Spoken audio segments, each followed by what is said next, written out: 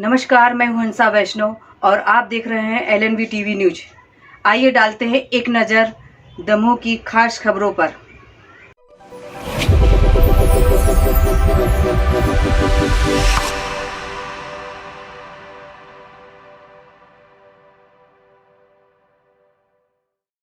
नमस्कार, स्वागत है आपका। मैं हूं डॉक्टर एल वैष्णव।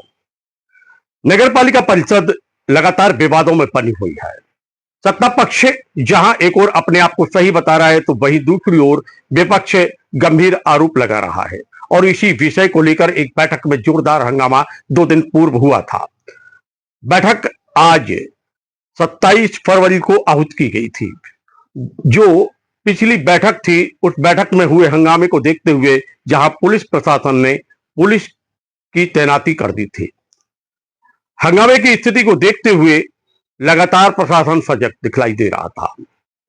वहीं दूसरी ओर एक शिकायत पत्र प्रस्तुत किया गया कि नगर पालिका में कुछ गड़बड़ियां हैं और जिस गड़बड़ियों को लेकर शिकायत की गई, और वहीं दूसरी ओर हिंदुवादी संगठनों ने एक प्रदर्शन किया और जिसको लेकर दमोह के कलेक्टर सुधीर कुमार कोचर ने नगर पालिका अधिनियम 1961 की धारा 323 के में दिए शक्तियों का प्रयोग करते हुए नगर पालिका के इस बैठक को स्थगित कर दिया है। दमोह कलेक्टर सुधीर कुमार कोचर का कहना है ये अधिकार कलेक्टर को दिए गए हैं इस अधिनियम में, जिसका हमने प्रयोग किया है, और अब ये बैठक नहीं हो सकेगी क्योंकि शांति व्यवस्था भंग हो सकती थी। अनेक प्रकार के आरोप इस समय शिकायतकर्ताओं ने लगाए हैं और हमने नगर की शांति व्यवस्था को देखते हुए तथा नगर पालिका अधिनियम के 1961 की धारा 323 के प्रयोग करते हुए हमने यह आदेश जारी किया है। क्या कह रहे हैं कलेक्टर सुधीर कुमार कोचर, सुनते हैं। नगर पालिका की आज बैठक थी और उसको स्थगित कर दिया गया, क्या मामला था? नगर पालिका की बैठक के संबंध में मेरे पास पार्षद गणों के द्वारा एक पत्र दिया गया था कि इस बैठक में पहली चीज कुछ एजेंडों को लेकर के उनके इश्यूज थे। इसके अलावा उन्होंने अपने इसमें पीआईसी के रजिस्टर के लेकर के भी कुछ लिखा था और बाकी सारी चीजों को लिखते हुए उन्होंने कहा था कि इस बैठक को स्थगित या निरस्त किया जाना चाहिए। इसी संबंध में एसडीएम दमोह से एक रिपोर्ट मेरे पास आई थी कि आज की यदि ये पूर्व स्थगित बैठक यदि फिर से बुलाई जाती है तो उससे शांति भंग होने की संभावना है।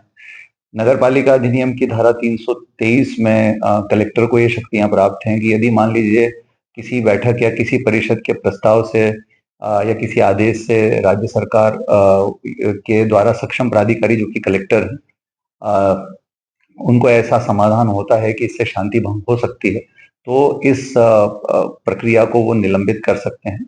और इस निलंबित प्रक्रिया के संबंध में यदि कोई बात नगर पालिका परिषद को या नगर पालिका को रखनी है तो वो राज्य स्तर पर अपनी बात रख सकती है, फिर राज्य सरकार इसमें अंतिम निर्णय लेती है। तो जो धारा 323 में प्रदत्त शक्तियां हैं उनका प्रयोग करते हुए हमने उसको भी निलंबित किया है। अब आगे की कार्रवाई उसमें नियमानुसार और विधि अनुसार की जा सकेगी। तो ये थे दमोह के कलेक्टर सुधीर कुमार कोचर, जिन्होंने जानकारी दी कि किस प्रकार उन्होंने नगर पालिका अधिनियम की 1961 की धारा 323 का प्रयोग किया है, उन शक्तियों का प्रयोग किया है और नगर पालिका के बैठक को स्थगित कर दिया है। उनका कहना था कि अगर इस आदेश को कोई चुनौती देना चाहता है तो वो चुनौती दे सकता है। हंगामे की स्थिति को देखते हुए, शांति व्यवस्था को देखते हुए हमने यह आदेश पारित किया है। वहीं दूसरी ओर नगर पालिका परिषद के विपक्ष के पार्षद एक साथ दमोह के पुलिस अधीक्षक त्रुत कीर्ति सोमवंशी के पास पहुंचे। उन्होंने कहा कि उन लोगों के विरुद्ध प्रकरण दर्ज करने की जानकारी प्राप्त हो रही है।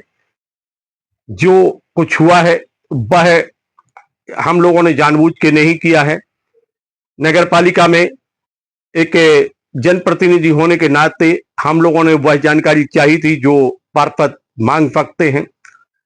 और जब हम कार्रवाई का समय चल रहा था उसी दौरान कुछ लोगों ने उनके साथ अभद्रता की है।